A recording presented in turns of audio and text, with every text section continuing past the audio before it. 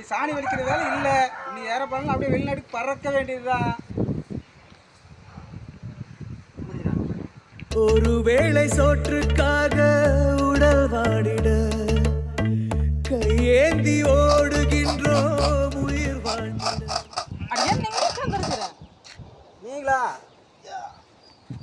ஏனுங்க இப்படி வந்து இந்த நிலைமை கோயில் வாசல்ல வந்து உட்கார்ந்துருக்கிற இப்படி என்ன பண்றது? வெளிநாடு போகலான்னு சொல்லி கூட்டி போனாங்க. மெட்ராஸ் கூட்டி போய் எல்லாம் மீட்டிங் போட்டு அங்கே வர சொன்னாங்கன்னு சொல்லி அங்கே போனாங்களா. அங்கே போனதுக்கு பணத்தை ஏமாத்திட்டு விட்டாங்க.